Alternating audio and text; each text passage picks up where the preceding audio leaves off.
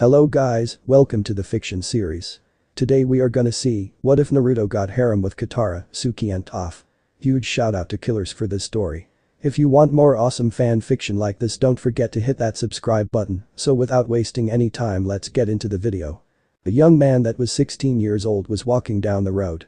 This man was different compared to others though. He has blonde hair with 2 bangs framing his face, blue eyes with 3 whisker-like marks on his cheeks. He had a mask covering half of his face. His outfit consisted of a green shirt with black pants and black combat boots. He wore a black cloak that had red clouds on them. To finish off the outfit, he wore a straw hat to cover his entire face. This was Naruto Uzumaki Namikaze. He's not from that world. He first arrived here 2 years ago in the middle of a raid that the Fire Nation was doing against a small Earth Kingdom village that he ended up pushing them back and stopping the raid altogether. He was able to learn about the war during his time in the village until he started traveling knowing what he wanted to do. Ever since then he's been causing problems for the Fire Nation, stopping raids, destroying camps that held prisoners that held earthbenders and a few waterbenders. He was given a nickname and put on the wanted list by the Fire Nation called the Red-Eyed Demon, but he also went by another name called Akatsuki, which meant dawn. Where are we heading now? A booming voice asked. We're heading to Kioshi Island, Kurama. I heard it's the home island of Avatar Kioshi, and with what we've been hearing about her, she would have been an impressive shinobi in our world, don't you think? Naruto asked. I would have to agree on that one. From what we've heard, she wasn't afraid to make the tough decisions and to do what needed to be done. She could give some Kages a good run for their money. Kurama said. That's true. Makes you wonder how she'd compare to Madara and Hashirama. Another voice asked. That would be something I'd pay to see. She would be able to match them in power, I'd say. I don't know about you, Isobu, but I think she'd prove to be a challenge. Naruto said. You should get going if we want to learn more about her. Isobu said, curious and intrigued. Naruto has what are called tailed beasts sealed inside him. He first had Kurama sealed in him when he was 5 years old and learned of his name when he was 8 years old, where he learned how to handle his chakra, which was extremely potent to use. He became a genin at 9 years old and a chunin at 10. When he was 12 years old, he and a team of Anbu went to Kiri to help with the civil war against the 4th Mizukage. After months of fighting the Kage, he ended up killing him, but not before sealing Isobu into himself, so no one else would have to become a Jinchuriki, making Naruto the first person to hold more than one tailed beast. He was also given one of the 7 swordsman blades as a gift by the previous holders of Uzumamachi, who wielded the executioner's blade. Kioshi Island. He approached the island with a grin on his face, excited to learn more about the female avatar. Once he made it there, he headed towards the village to meet with the village leader when his senses started going off as 5 shadows appeared. They were each wearing the same outfit consisting of adorned metal headdresses and heavily armored green kimonos and wore face paint. Who are you? What are you doing here? The leader asked him, narrowing her eyes. I apologize if I'm trespassing, but I wanted to learn more about the avatars, and Kioshi had been one of the ones that got me intrigued from what I had heard, so I thought I could learn about her from her home village. Naruto explained, raising his hands, not wanting to cause any trouble. You still never told us who you are though. She said, still on guard with her fans out. Naruto Uzumaki Namikaze, or you might know my other names. The Red-Eyed Demon and Akatsuki, he smirked, seeing their shocked expressions. Your eyes aren't red though. She said in disbelief until she saw his blue eyes change from blue to red with 3 tomos in them. Is this enough to convince you? My clothing should have helped as well to identify myself. He gestured to his black cloak with red clouds. Forgive us, we didn't mean any disrespect, we're just wanting to protect our home with the war going on still. She said, getting a nod from him. I can understand and respect that. It's not easy with everything going on in the world right now. Can we get going? He asked with a smile at them. She nodded as they headed back to the village. Of course, follow us. I'm Suki, by the way. She smiled at him. A pleasure to meet you. He said. A few weeks later. Naruto had enjoyed his stay in Kioshi Island so far, finding how impressive Kioshi was. She was someone who took her role as the avatar seriously, again reading that she always did what needed to be done for the world and for the people. The story about Jin made his jaw drop when he learned how Kioshi Island came to be. He was told that Kioshi split off from the main lands, which would take a tremendous amount of chakra to do, and managed to push it away using airbending, furthering her impressive power that she had. He now would love to have the chance to talk to her just to hear more stories to compare them and to maybe test himself against her. He was welcomed into the village and got to know everyone. The people were friendly to him and treated him as if he lived with him. He spent a lot of time with the Kioshi warriors and would train with them. Out of everyone though, he spent the most amount of time with Suki, who was the leader of the Kioshi warriors. They would be spotted together talking about nearly anything.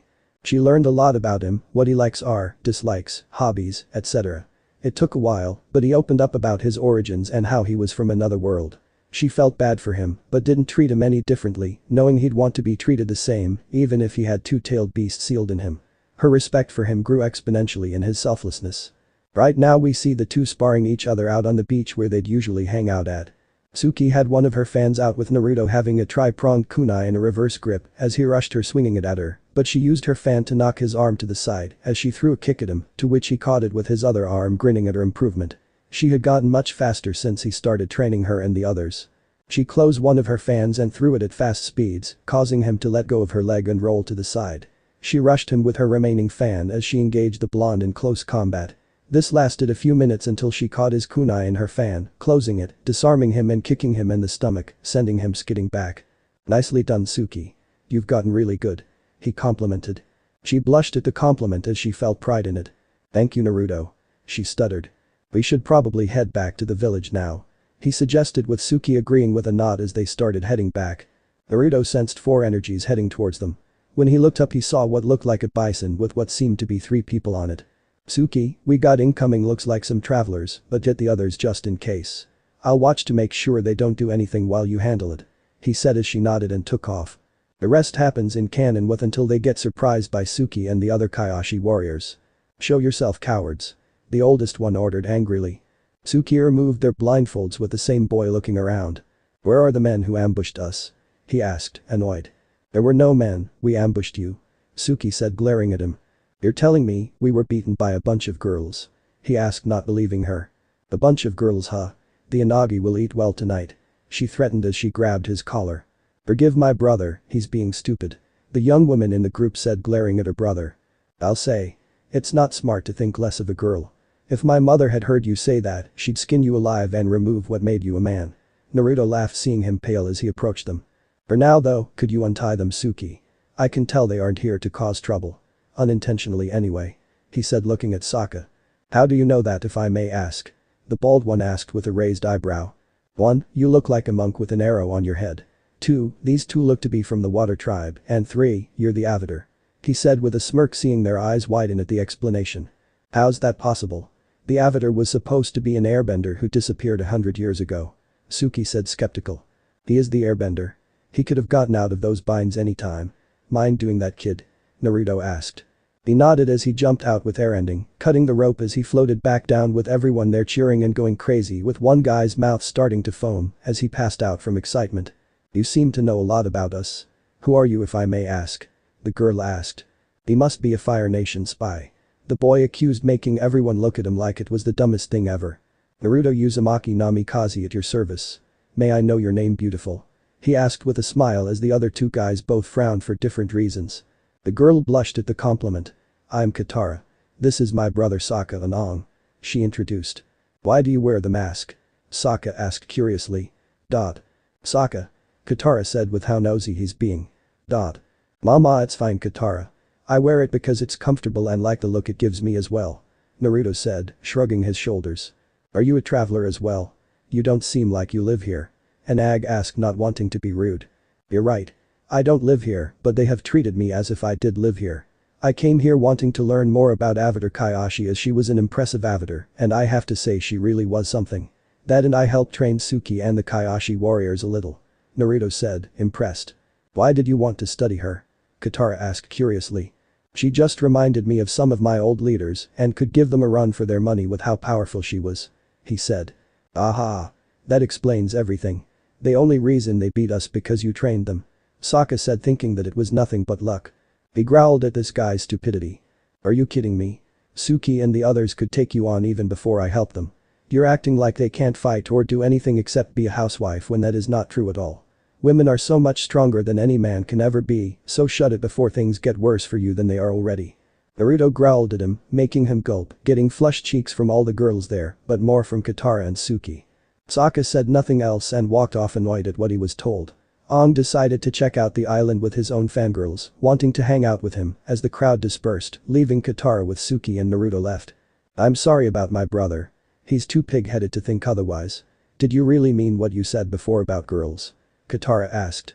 Of course I did. Women go through childbirth, making them already go through unimaginable pain. I have tremendous respect for women. They can fight and do everything guys can do. Naruto said, making Katara and Suki smile. Would you look at that, he's such a sweetheart standing up for us like that. Wouldn't you agree, Katara? Suki teased, pinching his cheek. Stop it, Suki. He grumbled. Katara giggled at the interaction. You two seem to get along really well. Katara smiled. When you have been teaching someone for some time, they tend to grow on you. Can you show her around, Suki? I have some training to do at the beach. He said. I don't mind. Follow me, Katara. Don't be gone too long, Naruto. Suki said as they walked off, with Katara waving back at him, with Naruto doing the same.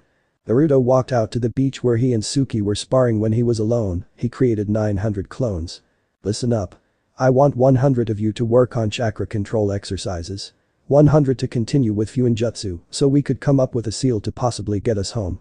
500 of you on elemental manipulation in the following elements: ice, sand, storm, and scorch. 100 of you getting perfect control for the basic elements. 100 on further improving the Sharingan abilities. He ordered as the clones left to do their tasks. 4 hours later. Suki was getting worried for Naruto as he's been gone for longer than he normally would be with training. She decided to go look for him at the beach. On the way, she runs into Katara, who joins her, having noticed that Naruto hadn't gotten back either. When they get to the beach, they see something that surprises them completely. Suki knew he could make clones, but hadn't expected so many at once. Katara, however, had her eyes wide open and jaw on the ground, seeing not just clones, but him being able to use more than one element. How is this possible? He's not the Avatar. He shouldn't be able to use more than one element, let alone the many I'm seeing here. Katara said in disbelief, yet in awe of it. That would be Naruto training. He's different from your everyday bender. Suki said vaguely. They hear Naruto shouting something. Alright everyone, start dispelling in groups of 50 every 30 seconds. He ordered. Right. They shouted back as they started dispelling. Well, better to go talk to Suki and Katara to explain some things to her, since Suki already knows. Naruto said to himself as he started heading back to them. What are they doing? Katara asked, seeing the clones dispelling. That would be the clones dispelling whatever they work on, and learn the memories are transferred back to the original, but does it groups instead of all of them at once, or else he risks the backlash of so much information at once knocking him unconscious. Suki explained, getting an O from her. That's incredible. How do you be able to do all of this? The clones and everything? Katara asked in awe. That's a lot to explain. I take it you saw all of that? Naruto asked as he approached them. The girls were blushing, seeing him shirtless with an 8-pack and slightly drooling. Careful ladies, you're drooling. He smirked, seeing them get redder out of embarrassment as they wiped the drool off. Shut up, Naruto. Suki shouted, embarrassed. Hey, anyway, how were you able to bend multiple elements like that? You're not the Avatar and cloning. That's unheard of. Katara said, getting her blush under control. Like I said before, it's a lot to explain and only Suki knows. It wouldn't be good if the Fire Lord got wind of everything I'm capable of. He said. Why does only Suki know? What's so important that it need to be kept a secret? Katara asked. Did I trust you not to tell anyone what I tell you? He asked seriously. Yes, of course. She said with determination. Alright then, first, I'm not a bender, I use another source called chakra to do what I am capable of. He explained. Chakra? She asked, confused. Yes, it's similar to the energy that benders use, except instead of movements with the body that benders use, I use hand signs to perform the feats. For me, I'm able to learn more elements, usually 2, but it's different for everyone, as most would have 1 affinity, but could learn a second one. I'm a special case since I am able to use all of the affinities, being wind, water, earth, fire, and lightning. What you saw me using were what are called sub-elements: ice, storm, sand, and scorch, which are the combination of 2 elements to create them. For example, water and wind together make ice. He explained with a smirk, seeing her astonished expression at what she heard. Incredible, but what would happen if the Fire Lord found out about chakra? She asked, not understanding their concern.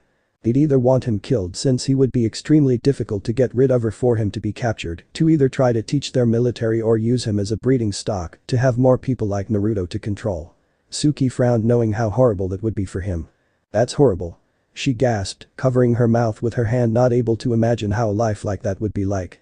She's right, and I'm wanted by them already, but not me specifically, since they've only seen my cloak with the straw hat and nothing else. He sighed in relief. You're wanted by the Fire Nation. What for? Katara asked. Because I've been liberating Fire Nation camps, freeing prisoners and slaves. There have been a few water benders I've come across, but most of them have been earth benders. he said with a smirk, knowing how pissed off the Fire Nation has been losing ground even if slowly. That's amazing, Naruto. What happened to the waterbenders after they were freed? Katara asked excitedly. I helped them get back to the North Pole. I was going to be heading there when I left Kioshi Island. I haven't been there in months and would like to see how everyone has been doing. The blonde answered. That's where we're heading to. Why not come with us? It would be faster after all. She said with a smile. Are you sure that would be okay? I wouldn't want to be an inconvenience to you and the others. He said unsure. It would be okay if you joined us. It would be nice to have someone join the group, maybe Sokka can learn a thing or two from you. She said with a smirk, making him grin, knowing what she was thinking. It beats walking, so why not? When do you plan on leaving? He asked, not noticing the sad expression from Suki, but Katara did. Hopefully in a couple of days. We need to get supplies though before we can leave. She said, getting a nod from him. True. It's getting late, we should probably head back for the night. Naruto said as they started walking back. Actually, you go on ahead, I want to talk to Suki about something really quick. Katara said, getting a questioning look from him, but shrugged it off. Sure. Have fun you too. He said as he walked off. What did you want to talk to me about? Suki asked once Naruto was out of view. You like him, don't you? She asked with a smirk. Hat. Me like him? Are you kidding me? What makes you think I like him? Could like someone like him with his strong body, kind, funny, caring, compassionate personality. Suki sighed dreamily, but snapped out of it when she heard giggling from Katara. Wow, you have it bad for him, but he does seem nice, so I can't blame you. Katara said with a smile and smirk. She sighed, knowing she couldn't hide it from her. Yeah. He doesn't think of women as weak or fragile, which is a bonus, but when you get to know him like I did last month, it's hard not to feel something towards him. Suki said with a small smile. I can understand that. He seems like a great guy too, but I wanted to ask if you want to come with us as well. Katara asked, surprising the Kioshi warrior. Huh? She dumbly asked. Katara giggled at the response. Why not? You care about him a lot and he seems to care for you as well. That and having another girl in the group would be nice to have. She reasoned. As much as I would like to, I can't. I have my duty here to protect the village. Suki was saddened by that. Think about it. Like I said, we'll be here for a couple of days or so and talk to the others, as you never know what they will say. The waterbender said with a smile. Suki didn't say anything as they headed back with a lot to think about what she should want to do. A week later. Naruto had taken a liking to the new group except for Sokka with his attitude, since he thought it was a fluke and by surprise, only that he lost to Suki until he challenged her, getting humiliated by her in the process.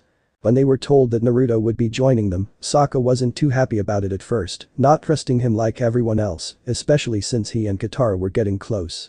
Aang was happy to have someone else to join their group, but didn't like how close he and Katara were getting, since he had developed a crush on her. Aang was loving the attention he was getting from the village. He even had his own fangirls that would chase after him when they'd see him. It's good to receive praise, but he had been letting it get to him and would do anything to impress them. He learned that Aang had only airbending, knowing that he had a lot of work to do if he was to master all 4 elements. The last member was Katara, who he had learned was a kind and patient woman, having to act like the mature one of the group. He learned that she was a waterbender but needed a teacher, which was another reason she was going to the North Pole. He gave her some water-bending scrolls that he had come across during his travels to give to someone who would be able to make use of them, since they were invaluable. He would have told Aang about it, but he wasn't taking his duties seriously, so he only told Katara, who took it with gratitude and excitement, wanting to learn more. He enjoyed her company as he, Suki, and Katara could often be seen together most of the time when neither of them were training. Katara could understand what Suki saw in Naruto when her and Suki last talked about it. She found him to be very kind, willed to help anyone in need. Not only that, but he worked hard for his skills as he would train for hours in a day. She learned about how he had been trying to find a way home after he told her he wasn't from this world. At first she didn't believe it until she remembered their conversation about chakra, making her change her mind immediately. You alright, Katara? Naruto asked, noticing she looked upset about something. I'm fine, Naruto. It's just I'm worried that Aang is letting this whole avatar worship get to his head. Katara said, frowning. I can understand your concern. But I feel there's more to it than that, right? He asked. You're not wrong. He's not wanting to leave yet or at all when we're being chased by the Fire Nation. She answered. I see. I could always put him to sleep using the Sharingan if you want. He said with a grin. She smacked his arm playfully. No need to go that far. I'm sure he'll figure it out soon.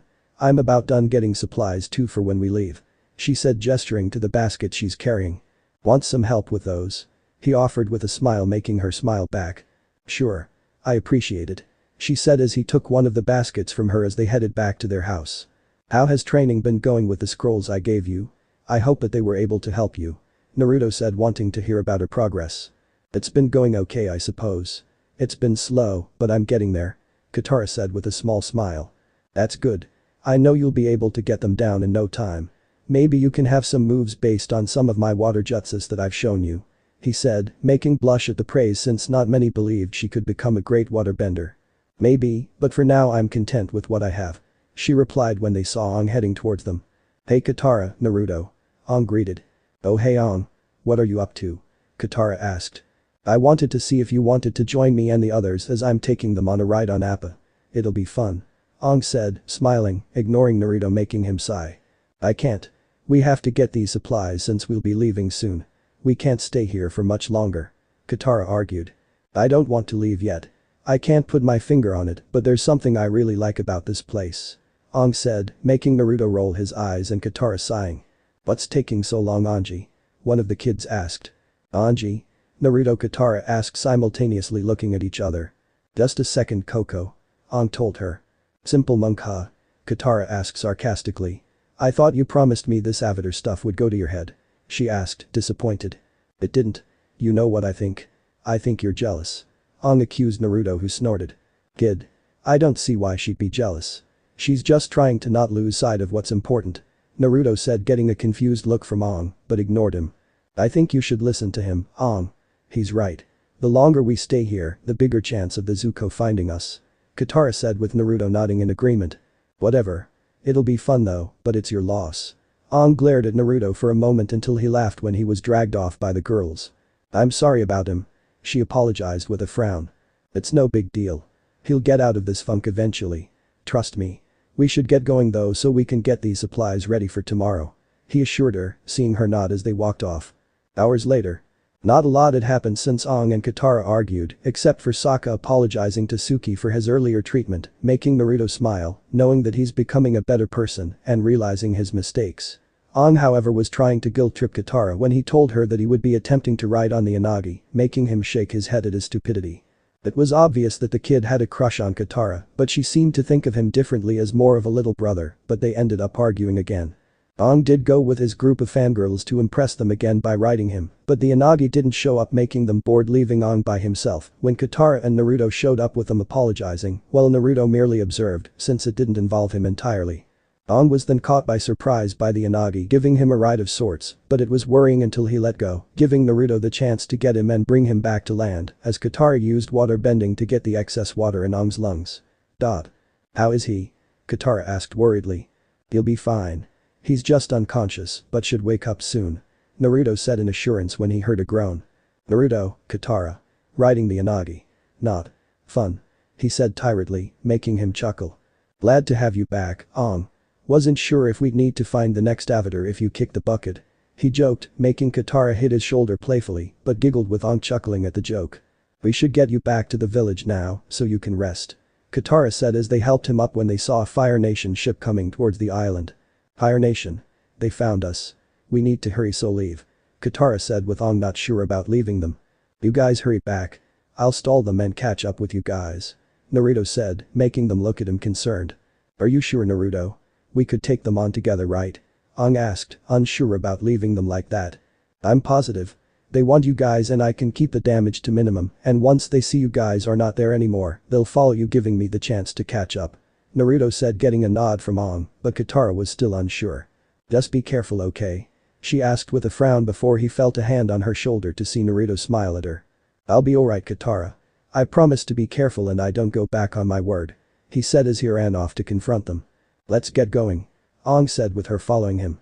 Naruto arrived on the ship wearing his Akatsuki cloak and straw hat when the front opening revealed a group of firebenders on what looked like rhinos with someone behind them. It was a young woman around his age who had amber gold eyes, black hair, and light skin color. Her outfit consisted of what looked like a royal armor with elaborate designs, colored in black that had the usual typical Fire Nation style, with scarlet detailing and fine golden tracing that went over her shoulders. Who are you? Where's the Avatar? The young woman demanded arrogantly. My name is of no importance, though I'm surprised you don't recognize my clothing, since I'm well known among the Fire Nation. He shrugged. The Avatar, well he's not here right now, so I'm filling in for him. He smirked under his hat. It took a moment for her and her soldiers to recognize him as they looked at his clothing, recognizing the red clouds on his cloak, making the soldiers pale, and the girl to smirk and grin at him. "Ah, you must be the red-eyed demon Akatsuki I've heard about. I'm sure you know who I am, but I'm Azula, Princess of the Fire Nation. You've caused quite the problem since you first started 2 years ago. I'm impressed with your skills, but why not work for us? You could do so much and accomplish so much. With your power, you could easily have your way putting fear into everyone." The now named Azula said, wanting such power on her side. "Nah. I appreciate the offer, but I'm not one to use fear or to work with the Fire Nation as it is now." Naruto denied her offer. "What a shame, and I was hoping you'd take it. Now I will deal with you so you aren't a problem in the future," Azula said. She swung her leg out, creating a blue fire blast that was impressive to him, with Naruto jumping up to avoid it as Naruto went through a hand sign. Fire style. Fireball jutsu. He mentally thought. He shot a fireball out of his mouth, making her go wide-eyed at the size, making her roll to the side with her, throwing her fist out with another fireball that Naruto met with his own fireball, using the same jutsu as before. He never noticed Azula send a haymaker one that was even bigger until it was too late, with some of his hat getting caught on fire, forcing him to get rid of it, showing his blonde spiky hair. Well, you're quite the handsome man, aren't you? I've never seen anyone with your hair color before though. You're quite strong, that's for sure. After I beat you, I think I'll keep you," she said with a smirk. "You're welcome to try, Princess. I'm one of a kind person, but I'm sorry, Princess, you'll have to settle for someone else," Naruto said before going through more hand signs. Lightning style. Chidori current, slamming his hand into the ground as the area was covered in lightning, with Azula using her firebending to jet herself into the air, making Naruto TSK in annoyance, but also impressed with her firebending skills. Azula used that moment to send multiple fireballs at him, with Naruto not able to avoid them in time, creating an explosion at the fireballs connected. She panted a little from using the amount of fireballs, knowing she put a large amount of power into them, knowing she'd have a hard time putting him down. The dust settled to not reveal him there, expecting him to be hurt somewhat, but all she could see was a destroyed log in his place, making her confused about what just happened. "Where'd he go?" she asked, no one in particular looking around. "Behind you," a voice said, startling her. She turned around not fast enough when she was hit from behind, sending her crashing into the ground. She got up slowly, growling at how she missed him. "How'd you get behind me like that without me noticing?" she growled in frustration. "I can't say. You wouldn't believe me even if I told you. It's been fun, Princess, but I need to get going. My friends are waiting for me, but I do hope we meet again, beautiful. See ya." He winked at her as he disappeared in a swirl of fire, surprising her before she roared in frustration, but was also impressed with him not being afraid of her getting his attention. "Let's go. We have an avatar and a blonde to find," she ordered as they left Kioshi Island. Naruto is running over the water using chakra when he spots Appa when he teleports onto the saddle, surprising everyone with his sudden entrance. "What the?" Katara shouted. "What the hell?" Sokka shouted. "Geez, no need to yell, guys," Naruto said, wincing from the loud yelling. "How'd you do that? You just appeared out of nowhere?" Aang asked excitedly with stars in his eyes. "It's a teleportation technique called the body flicker that allows me to teleport at fast speeds," he answered, getting looks of awe from everyone when he noticed someone else was there. "Suki? What are you doing here? It's great to see you though, but I wasn't aware you'd be joining us," he said, confused. "I wanted to help you guys against the Fire Nation, and I know the Kioshi warriors can handle it without me, so I decided to come with you," she replied with a smile. "That's awesome. I look forward to traveling with you. And again, thank you Aang, Sokka, and Katara for allowing me to come with you as well." Naruto thanked them as they smiled back. "What's the plan now?" Suki asked curiously about what they'd be doing now. "We're heading to an Earth Kingdom city called Amashu that I used to visit 100 years ago," Aang said with excitement in his voice. "That's fine with me. It gives me the chance to get to know you guys better," Naruto said.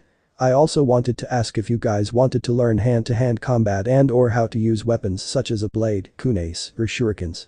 I'm asking this in case you find yourself in a situation where you aren't able to use your bending and would still have something to fall back on. It could also complement your bending depending on the style I teach," the blonde said, pointing at Sokka, Katara, and Aang. "No thanks. I'm good." Aang shook his head. "I wouldn't mind learning some hand-to-hand combat, but weapons wouldn't really be my kind of thing to use if that's okay," Katara asked, not wanting to upset him. "Thanks. It would be nice to have something else to help me become a better warrior." Sokka grinned at the thought of using other weapons and being able to be stronger. "In order. It's not an issue but the offer will always be open if you change your mind. Katara, it's okay if you don't want to take up all of my offers because of wanting to hurt my feelings.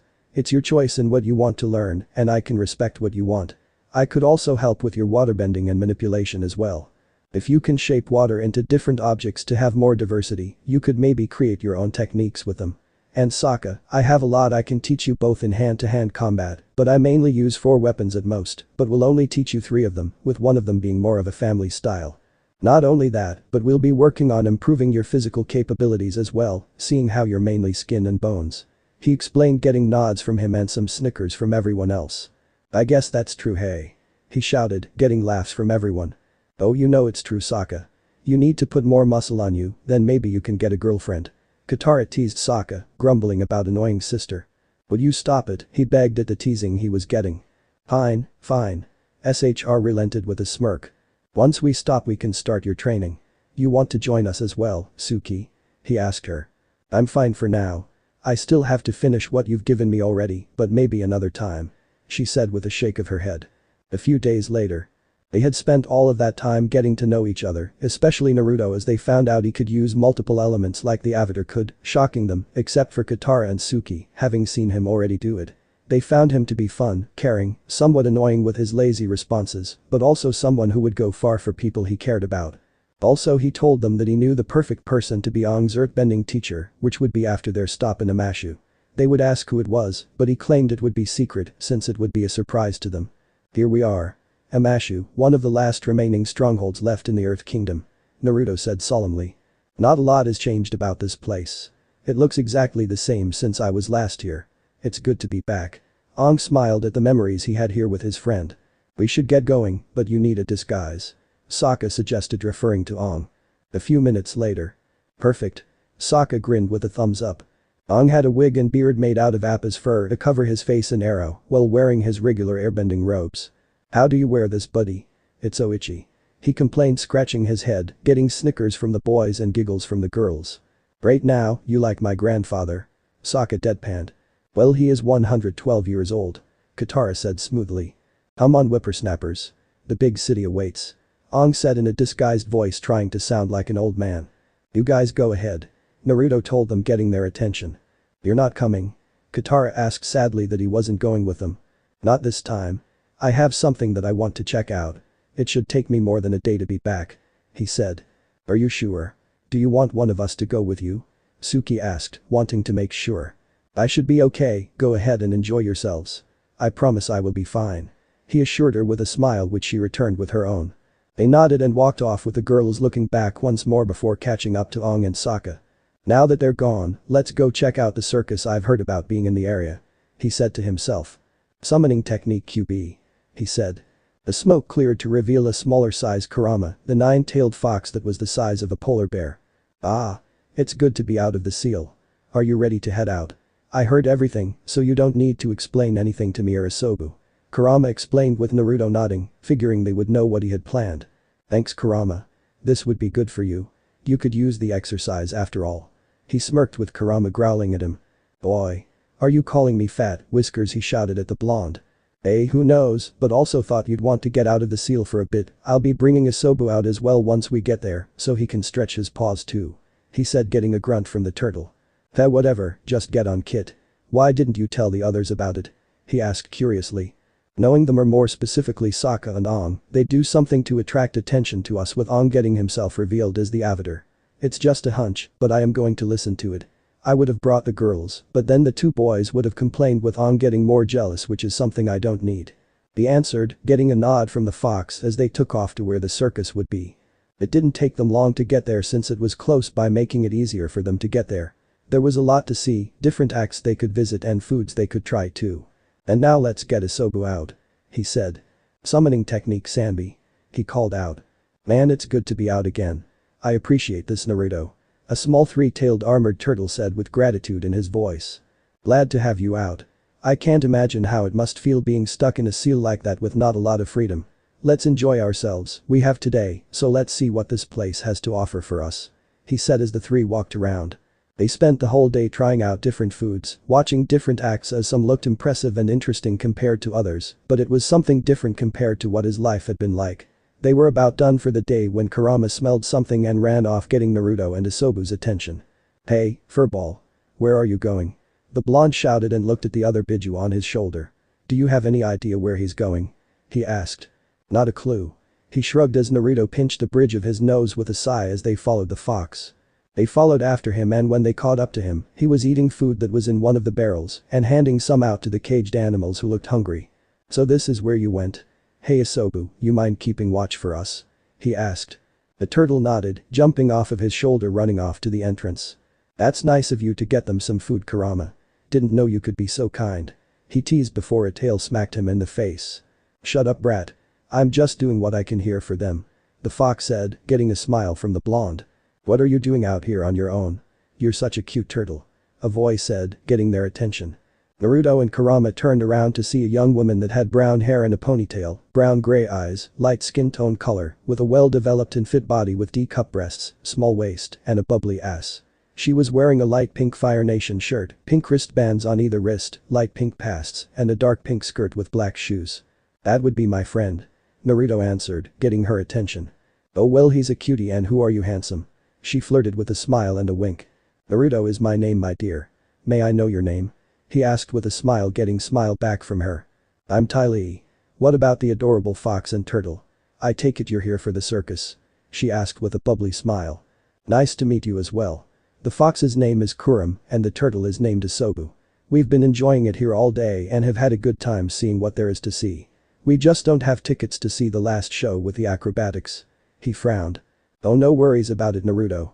You can have this ticket for the show. I look forward to seeing you there, cutie." She winked, leaving with a sway in her hips.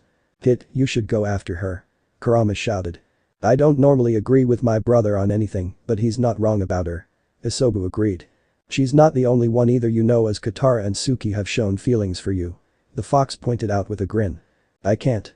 If I ever were to find a way home, I couldn't ever ask them to leave their homes to go with me. It wouldn't be fair to them," he argued with the two Biju. "And if they would want to go with you?" Isobu asked. "Let's head to the show so we aren't late to it," he said, ignoring the question, not wanting to think about it, as he'd think it would be better if they didn't go with him for their safety. As much as he liked and cared for the girls he had gotten to know, he knew they'd be happier in this world than in his, and could never bring himself to take them away from their homes, even if it was for him. For now, he'd just go watch the show and forget about it for the time being. He had enjoyed Ty Lee's performance, finding her incredible with how flexible she is, and her skills showing how often she practiced to get them to where they were today. Kurama had teased him throughout it when he'd catch him staring at her ass and eyes. When the show was over, Naruto wanted to congratulate her personally, so he went to her tent, having been told where it would be. He could see her behind a changing wall of sorts, changing her clothes. "You were incredible out there, Ty Lee. It was an impressive display of skill you showed." He smiled at her with her returning it. "Thank you, Naruto. I'm glad you enjoyed it. Your aura is just so bright, it's making me so happy. Where are the cute animals that were with you earlier?" she asked, wanting to see the Biju again. "They're off making sure we have everything for when we leave," he answered. "Oh. I was hoping to get to spend more time with you. It's not too often that I meet many boys my age like you," she said dejectedly. "Huh?" His dumb response came out. You're cute," she giggled. "I don't know," the blonde said, unsure of what to do. "Please stay for the night," she begged, using the one thing no man can ever resist or counter. The dreaded puppy dog eyes jutsu. "You should just stay, Naruto. She seems like she could use a friend," Isobu said in his mind. "You also can't refute that, besides why not stay for the night? You could have some fun for once with someone else," Kurama suggested. "That and she's using puppy eyes that no one can beat," he mentally said to himself. "You won't stop until I agree with you?" he asked with a sigh. "Nope." She grinned widely. He sighed, but smiled at her. Alright, you win," he said, not wanting to hurt her feelings, but wasn't surprised for what she did next. She jumped at him with a big hug, enveloping him while smiling widely, excited to have a friend with her, even if it was for one night. "Yay. Thank you. Thank you. Thank you," she repeated while also using the chance to feel his chest. I like what I'm feeling here.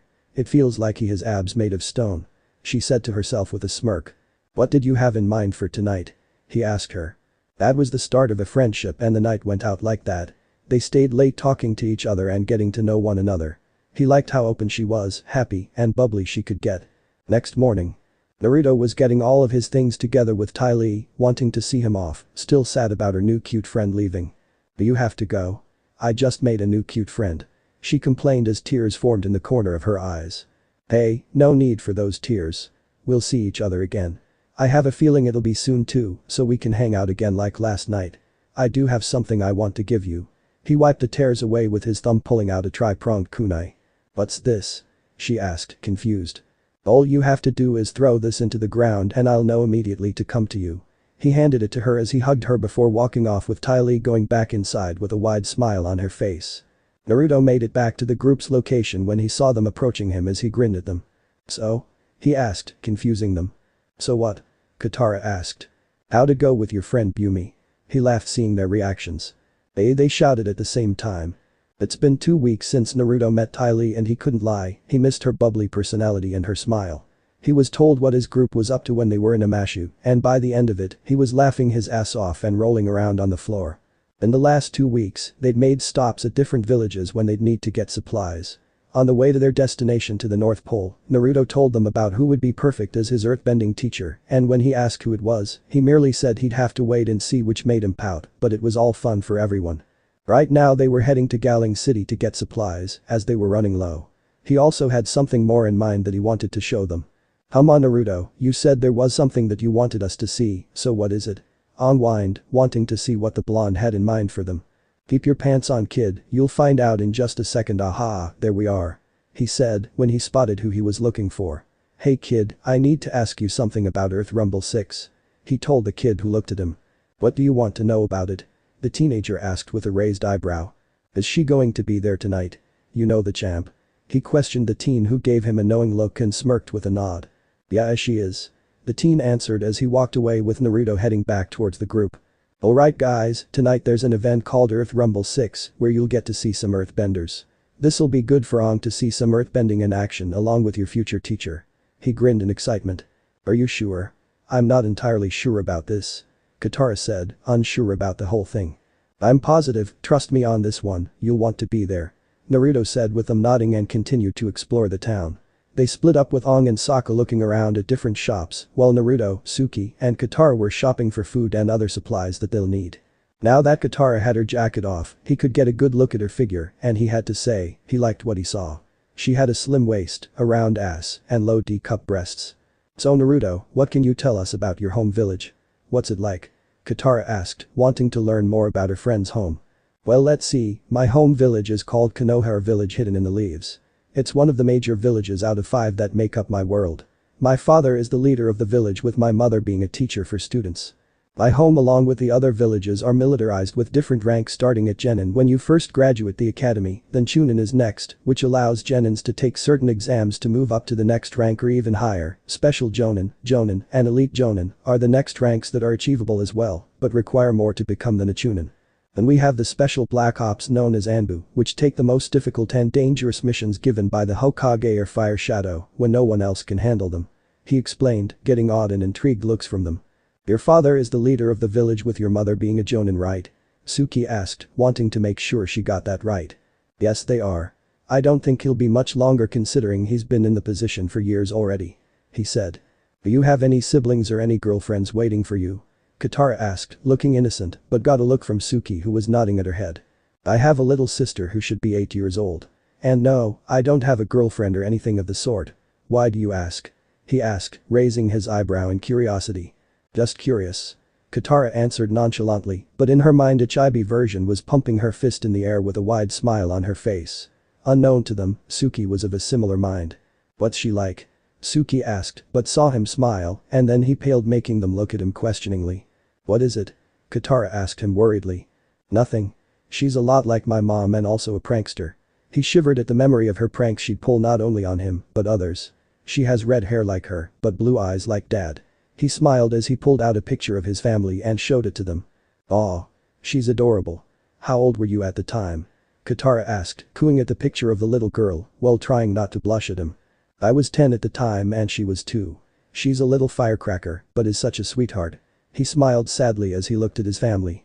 Suki and Katara saw the sad smile, and each held a hand to comfort him, which he appreciated. You'll see them again. You'll find a way to get back home. Suki smiled at him, kissed his cheek and blushed, with Naruto blushing from the gesture. Katara glared at her, not wanting to be outdone, kissed his other cheek, which made his face get redder. The two girls glared at each other. You're one lucky guy to get two girls like that who are wanting you. Kurama said, trying not to laugh at his situation, but was also approving of the two girls. Boy. It's not like that, you bastard fox. I don't like them that way, he yelled at the Biju, in his mind denying the claim. Who do you take us for? You're only lying to yourself. Kurama said with a grin. If you're not wanting to have any feelings for them, then why do you stay with them? Isobu chimed in. Because it's the right thing to do and I'll get to the North Pole faster this way. He said with a claim, but they weren't taking it. You could have gotten there already on your own and the right thing. That may be somewhat true, but deep down you care for the girls greatly. Kurama said, making Naruto frown. I'm done talking about this. I know that I'm right. He told them, ending the conversation as the Biju just looked at Naruto sadly. Earth Rumble Arena. Naruto had led everyone to where Earth Rumble 6 would be taking place.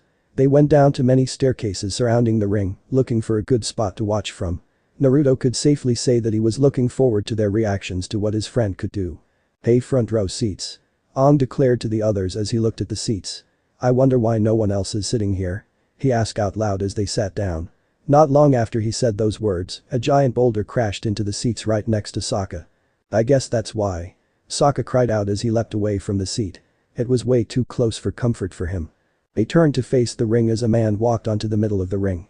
He bent the earth beneath him as a pillar rose him up where he was standing and sent it back down into the ring, showing he was not bad at earthbending. Welcome to Earth Rumble V, and I am your host Shin Fu.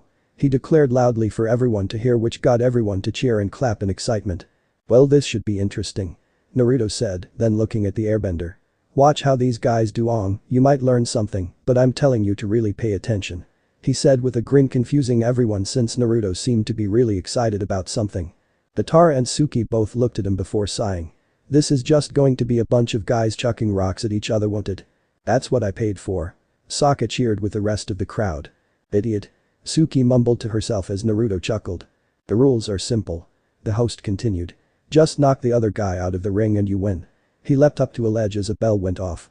Standing in the ring was now a big, heavily muscled man with a badger mole tattoo on his back and a really big man who was missing his front teeth, both top and bottom. Round 1. The boulder versus the big bad hippo. Shin Fu announced to the cheers of the audience. Listen up, hippo, the boulder called out as he pointed to his opponent. You may be big but you ain't bad. The boulder's going to win this in a landslide. Hippo mad. Was the hippo's reply, stomping a foot into the ground and causing a crack. The boulder quickly bent a chunk of the ring at the hippo. It slammed into the hippo, creating a bit of a dust screen. It cleared away, showing the hippo looking no worse for wear and with a big rock in his mouth. He proceeded to bite down on the rock, shattering it, and began to chew on the piece that was in his mouth. He spat it out and began to jump up and down, causing the ring to act like a seesaw. Unbelievable, ladies and gentlemen, announced Shin Fu. The hippo is rocking the boat. The boulder staggered back across the ring and almost fell off. To save himself, he bent a flat piece of rock out of the side of the ring to balance himself. Grabbing hold of the piece, he whipped his body forward and hurled the piece of rock at the hippo. The hippo turned to glare at the boulder, who jumped away from the edge. The boulder got into a stance and slowly but surely bent the ground beneath the hippo upwards. It caught the hippo by surprise, and the boulder used that to hurl the rock, with the hippo on it, out of the ring. The boulder wins. Shin Fu announced. The boulder drank in the applause of the crowd, proud to have won. They're not bad, but not impressive. Kurama commented, boredom in his voice. I agree. She's much better than them. How do you think they'll react to seeing her? Naruto asked his tenants. They'll be in for a surprise, but she'll be good for the airbender. After all, he's pretty weak and needs an ass kicking to toughen up. Isobu said with the two nodding in agreement. Well, that was something. It was all Naruto could say, with the others agreeing minus Sokka, who was cheering and yelling like a madman, loved how the match went. I don't know, Aang replied, feeling uneasy about the earthbender. Bumi said I need a teacher who listens to the earth. He's just listening to his big muscles. He looked over at Sokka. What do you think, Sokka? Woohoo. Oh yeah. He's bringing on the pain. Sokka shouted as he did some gestures, making everyone look at him odd. Well, we'll just have to continue to watch the rest of the matches. I'm sure there's someone here, otherwise Naruto wouldn't have brought us here. Suki said as everyone agreed, minus Sokka, who was too into the matches. Naruto was staring at the boulder, who was flexing his muscles, and the gloating was starting to piss him off. He wasn't that impressive. His earth ninjutsu was 1,000 times better than his bending could ever be. Katara and Suki noticed he was getting upset for some reason and became worried. So, they grabbed a hand each, giving him a small squeeze which snapped him out of it and looked at the two before nodding in thanks, and he relaxed a bit. They leaned on his shoulders making him go stiff for a brief moment, but they didn't notice. Aang saw this and grumbled, giving him a small glare before he looked back at the arena. He'd need to do something about that since he liked Katara. They watched the matches go by, and nothing really stood out to them that would gee their attention, but they'd seen Naruto smirking the whole time, as if he was waiting for something or someone. As the final match was about to be announced, the lights died down, leaving only a spotlight on Shinfu. "Now, the moment you've all been waiting for," Shinfu said to the quiet audience. "The boulder versus your champion the blind bandit." A light shined down upon a girl that was 2 years younger than Naruto, but was beautiful in a green shirt and pants with a white tunic over them and a studded belt around her waist. She had a nice round butt with low-cup breasts. She also wore dark green bands around her waists and her ankles. She wore a headband in her hair that was green and yellow with a white puffball attached to it just above each ear. She held up the championship belt above her head as the crowd cheered her on. "She can't really be blind. It's just part of her character, right?" Katara asked. The girl's eyes were a light green color but were also unfocused, like she was just looking straight ahead. "I think she is," Aang answered, looking at her. "She is blind, but you'll be surprised with how good she is. Just watch. It won't take long for it to end," Naruto said, looking back at the arena. "The boulder is conflicted in attacking a blind girl," the boulder said in slight concern which didn't last long. "What's the matter, scared boulder?" "Muhaha." She laughed as the audience oohed at the man with Naruto laughing his ass off. "The boulder is over with his conflicted feeling and now he's going crush you in a rock lanch," the boulder said. She pointed at him with a grin. "Whenever you're ready the pebble." She grinned cheekily, further angering the man. "It's on," the boulder announced. They had a bit of a stare-off, which was redundant when one of them is blind. He made the first move by stepping forward. He brought his right foot down and brought the other foot up. The girl went into her stance and waited. When the boulder began to bring his left foot down, she just simply kicked the ground, sending a line of rocks towards the boulder, but not directly at him. As the boulder brought his foot down, it landed on the rock line which then curved to the left. The result was the boulder doing the splits, which, apparently, he couldn't do. "Ooh!" cried out the boulder in pain. The girl quickly followed up with a hand-chopping motion, causing 3 rock columns to jut out of the ring behind the boulder, hitting him hard and sending him out of the ring. "Your winner and still the champion, the blind bandit," announced Shinfu. The girl smiled and raised a fist as the crowd cheered. "How did she do that?" Katara asked. She had never seen anything like that before. "She's gotten better." Naruto grinned as everyone was looking at him. "You knew she'd win, didn't you? How do you know her?" Suki asked him with curiosity. 2 years ago, I was in Galing for supplies before I would make my way towards some camps that I had heard that held earthbenders as prisoners. When I was leaving, I came across Toph being kidnapped from her home by some bandits, but before they could get away, I intercepted them and easily dispatched them. When I returned her to her parents, I was offered a job to act as her bodyguard for a few months while they would search for more permanent guards. I was there for a few months and I got close to the family, especially Toph. How close are we talking here? Katara asked, her eye twitching, something that Aang noticed, making him wonder what's got her so annoyed. I'd say we're pretty close. At first she wanted nothing to do with me, but we'll save that story for another time. Looks like Shin is up to something, Naruto said as they looked back at the arena. Shinfu leapt back into the ring. To make things a little more interesting, I'm offering up the sack of gold pieces to anyone who can defeat the blind bandit. The entire cave was dead silent. What, no one dares to face her? Shinfu demanded. He wasn't surprised. No one really wanted to fight her. She was the champion, after all. I'll take a shot at her. Naruto raised his hand with a smirk.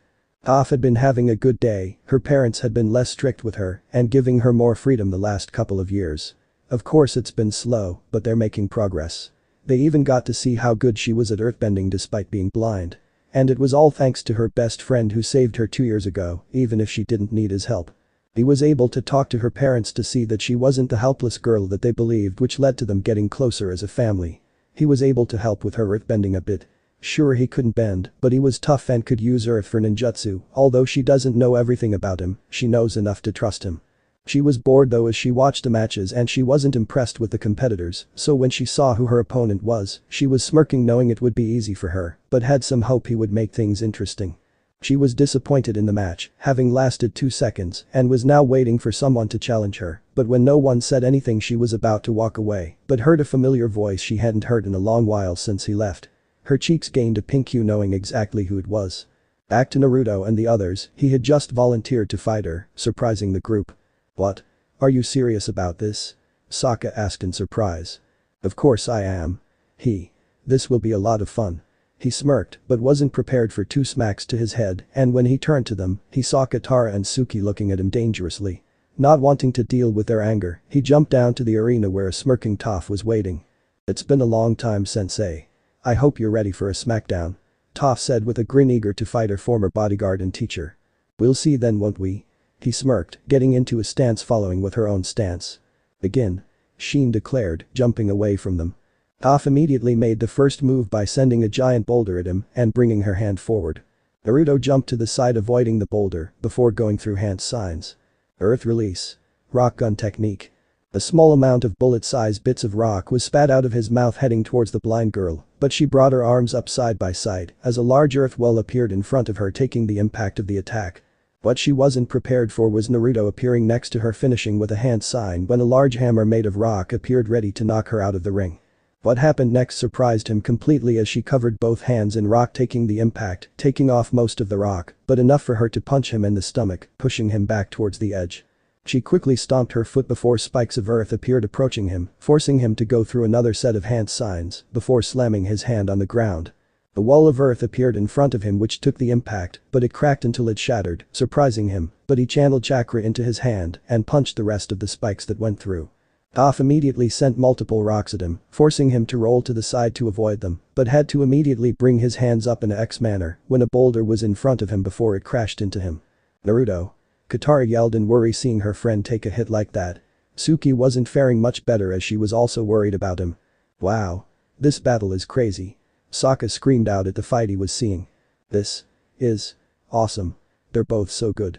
I didn't know that Naruto was an earthbender, but… Aang asked, confused. But what? Suki asked. I could have sworn I saw Naruto firebend back on Kioshi while he fought someone. Aang asked, with confusion on his face. How's that possible? I thought only the Avatar could bend more than one element. Sokka was confused now hearing this. I'm not sure. I'm sure he'll tell us if we ask him about it. I doubt he was hiding it or anything. Suki said, with Katara nodding, much to Sokka's confusion grew even more since he's always known how much she hated the firebenders, but she didn't even seem bothered by this news. I agree with her, I'm sure if we ask him about it, he'll tell us, as I don't think he'd lie to us or work with the Fire Nation. Aang said, making him nod slowly, but narrowed his eyes at where Naruto was. The dust settled and they could see Naruto standing there unharmed, but what everyone saw was he was holding the giant rock with one hand like nothing. He brought it up and threw it back at where Toph was, but punched it with an infused chakra punch. It shattered it and with the fragments, flew at her, causing her to create a dome of earth to protect her. She brought the dome down to finish things, but he was gone. The next thing she knew was her arm was grabbed and threw her out of the arena. With a thud she landed outside of the ring. It was quiet for a moment until they started cheering and shouting for an amazing match, with Naruto grinning in embarrassment. He looked down to where Toph was and saw her TSK, but she had a small smile on her face. Naruto quickly took the belt and gold and went down to meet with her. That was a great match, Toph. You've improved so much and almost had me at times. Your hand-to-hand has gotten better. With that one punch alone told me you hadn't slacked off on that aspect, he said with pride in his voice, but he missed the small blush appear on her cheeks. Whatever. What brings you back to Galing though? Toph asked as they walked out of the arena. I'm with a group and one of them could use your help. He's the Avatar and I want you to be his earthbending teacher. He told her, getting her to look at him with wide eyes. Really? You want me to train the Avatar? As much as I would love that, since I would travel a lot, we should talk to my parents about it, she said, getting a nod from him. True. Let's go meet up with my friends and we can head over to your home, he said with a grin. Naruto and Toph made their way towards the group who were waiting just outside the cave. Yo. Hope you guys enjoyed the show, he said as they nodded slowly while they were looking at them in awe and surprise. Suki and Katara less, but still had the expression. That was awesome, man. You were firing off attack after attack with he doing the same non-stop. What was with the strange hand movements though? Sokka asked. Also, how were you able to bend earth when you used fire to fight Azula? I don't get it. Aang asked with confusion, getting looks from Sokka who had no idea he could bend 2 elements. I'm one of a kind, Naruto simply said with a smug tone, but got 2 smacks in the back of the head, courtesy of Katara and Suki. Way to be humble, Naruto. Katara deadpanned with Suki shaking her head. So rude. He grumbled, making them laugh. So everyone, this is Toph Bifrong, the girl I used to act as a bodyguard for a few months 2 years ago. Toph, these are my friends. Naruto introduced as they greeted and introduced themselves. What now? Aang asked curiously. We're going to be heading to my house and talk to my parents about me not only teaching you earthbending, but also traveling with you guys. Toph grinned in excitement, hoping that her parents would let her go. They nodded and left and headed towards Toph's home, and they got to know each other, but found out that Katara and Toph were completely different, with Katara being more polite and kind, whereas Toph was abrasive, didn't care what others thought, and blunt. Suki was a mixture of both, which would be good as she could be the mediator between the two, since Naruto wouldn't want to get in the middle of those arguments or fights. They made it to the compound and they were amazed at the place. It had a large front yard with open grass that had walls surrounding the area to protect the grounds. Let's go, and you sir. Toph punched Naruto's shoulder. Need to say hi to my parents since it's been a while and they'd love to see you. She said, making him nod slowly. They made it to the entrance as they greeted the guards with them nodding, but not before greeting them with Lady Toph and Lord Naruto. Despite him having told them in the past not to call him that, he saw the mirth in their eyes, knowing it would bother him. Mom, Dad, I'm back and we have some visitors. Toph called out as they saw her parents walk in with smiles on their faces at seeing their daughter. Who is it, Toph? Her mother asked, looking at the group until she got to Naruto and gasped with a wide smile. Naruto. She shouted and hugged him like a mother would her son, making him blush in embarrassment, much to the amusement of the others. Hello Lady Bifong. It's good to see you again. You as well Lord Bifong. He greeted politely, getting looks from the two parents. You don't need to be so formal with us my boy. You're like family to us and will always be treated as such. Lao said with a smile, then he turned to the others. And who are the rest of you if I may ask? He asked. It's a pleasure to meet you sir. I'm Aang and I'm the Avatar, and these are our friends. He introduced himself, getting surprised looks from the two as Toph was already told. I'm Katara and this is my brother Sokka. Katara introduced, bowing at them. My name is Suki, a Kioshi warrior. She introduced like Katara bowed to them. Come and sit down. We have much to discuss and to catch up on during dinner. I want to hear what you've been doing ever since you left and what you and your friends are doing here. Poppy said as they led the group to the dining room.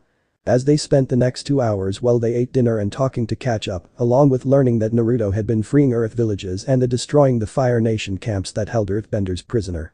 He was a hero to the people, and now he was with the Avatar helping him along with who Poppy said were two beautiful women, claiming that they along with Toph would look cute together with him, making all four blush. When dinner finished they moved their conversation to the living room to discuss what they had come to Galing, knowing that they had something to ask them. So what brings you back to Galing? Lao asked curiously. It involves Aang actually. Naruto said, gesturing to the bald kid who got a nod from the blonde. I'm needing an earthbending teacher and after hearing and seeing Toph in Earth Rumble 6, I'd like to have her teach me earthbending. Aang explained, getting shocked looks from the parents who looked unsure about it. I don't know. Are you sure there aren't any others that could teach you? Lao asked, unsure about it. I'm not the most keen on the idea either, but I think this could be good for her and it's not like she'd be alone. Naruto would be with her after all, and he's always kept her safe. Poppy said with a smile, making her husband relax a little, but was still not entirely sure about letting his daughter go. And it's not like she'd be gone forever. We'll be back, that I can promise you. Naruto said with a smile. Will you always protect her and keep her safe? Lao asked, narrowing his eyes at Naruto who gave him a nod resolutely, promising to protect not just her, but all of his friends. I promise, and I've never been one to break them, and I don't plan on starting now. Naruto said with the others smiling, knowing how true that was.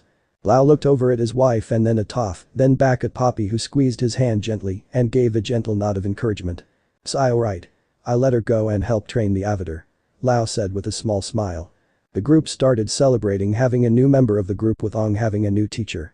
"But I have a couple of conditions that I want to happen before she goes with you all," Lao said seriously, making everyone stop celebrating and looking over at Toph's father. "1. That you make sure to write to us so we know you're safe," he said, getting nods from him and Toph. 2. To enjoy yourself my daughter and make us proud." He smiled at them. "And don't forget about getting us some grandbabies to spoil," Poppy commented with a giggle seeing them blush red. "Mom?" Toph shouted in embarrassment, making the parents chuckle, but they noticed Katara and Suki giving glares at her, making Poppy's grin grow even more. "Oh, looks like he's got more than one interested in him. Oh, this will be fun," Poppy thought to herself as she giggled behind her hand. Her husband saw the look and shook his head, knowing what his wife was thinking about, but wouldn't be against Naruto marrying Toph since they're close friends already, but she could also see the other two girls had an interest in him too, which made things more amusing. Toph got out of her blush and embarrassment before she hugged them with a grin on her face. Naruto saw the group hug, smiled sadly thinking about his family, and wondered how they were doing. If they were doing okay. Katara saw the look and became worried at what he was thinking about. "Thank you mom and dad. I'll make sure to make you both proud." Toph yelled as they chuckled, but nodded knowing she would. "And you, my boy, make sure she stays safe and out of trouble." Poppy giggled when Toph pouted at the jab, but still had a smile on. "I will. This'll be good for her." Naruto said as they nodded and Toph left to go pack her stuff. 20 minutes later Toph came back with 2 bags who looked ready to go as she gave her parents one more hug before leaving with everyone doing the same. Lau and Poppy watched them go, and Poppy was tearing up a little seeing her little girl leave onto an adventure. "She'll be alright dear. I trust Naruto to keep her safe even if she can look after herself," Lau said, seeing the tears on her face. "I know, but she's my little girl," Poppy said, getting a nod from him. They made it back to where Appa was and got settled before they took off, leaving the place getting smaller and smaller from view. "I look forward to learning from you Toph. I know you'll be an amazing teacher," Aang said with a grin. "Thanks. I can't wait to get started," Toph said when they saw her grin become wider almost to a sadistic degree, scaring all of them except for Naruto who was shaking his head amused. "Let's go guys," Sokka said as Naruto picked Toph up bridal style, making her blush and tense for a moment before she snuggled into his chest. "I don't like her already," Katara muttered under breath, but only Suki heard and nodded with a jealous glare. "Oh shut up Sugar Queen, you gotta lighten up," she grinned at the Water Tribe girl. "Sugar Queen?" Naruto asked, trying not to chuckle. "It's a nickname thing people. Naruto here is Whiskers," she said, making him slump his shoulders as everyone laughed. "What about me?" Aang asked about himself. "Twinkled toes," she said after some thinking. Everyone laughed as Aang sputtered at the nickname, looking embarrassed at what he was called. "What would my nickname be?" Sokka asked curiously. "Boomerang Man," Toph said with a smirk, making him grumble at not having a cool name. "And me?" Suki asked slowly, hoping that she's not given a weird nickname. "Fangirl," she simply said. "Not bad," Suki said, nodding at the nickname. "Could be worse." Katara agreed, still a little miffed at her nickname. "Oh come on guys. For now, it's getting late, so I suggest you all get some sleep. I'll take the reins," Naruto offered as they nodded except for Katara who stared at him. 20 minutes later everyone was asleep except for Naruto who was driving and Katara who was laying down, but had a lot on her mind, mainly what was going on with Naruto earlier. She got up and saw Naruto holding the reins, making sure Appa stayed on the right path. Naruto had been thinking about his family the last hour or so ever since he saw the family and couldn't help but think about his own back in his dimension. Were they alright? Were they safe? He didn't know, but it hurt not knowing anything regarding them. Especially his little sister Mito, who was about 6 when he came to this world, so all he could do was try to figure out a way to get back. He was cut off from his thinking when he felt someone grab his arm gently. He looked to see Katara looking at him with concern when she saw some small tears in his eyes. He realized he'd been shedding some and quickly wiped them away before smiling at her. "What's wrong?" she asked him, who looked at her confused. "What do you mean?" "Nothing is wrong," he denied with a forced smile. She put a hand on her hips giving him a knowing look. "You don't need to lie or try to hide anything from me, you know that right?"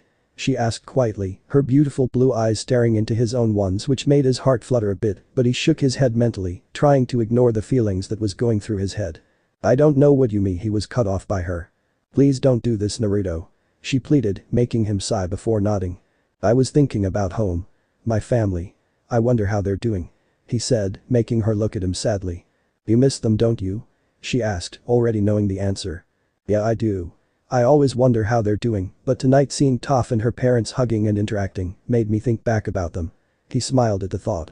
"What were they like?" she asked, seeing his questioning look, she elaborated. "You've never talked about them before, so I'd like to know more about them." "Sure. As long as you tell me about your parents." "Deal?" he asked, making her smile and nod.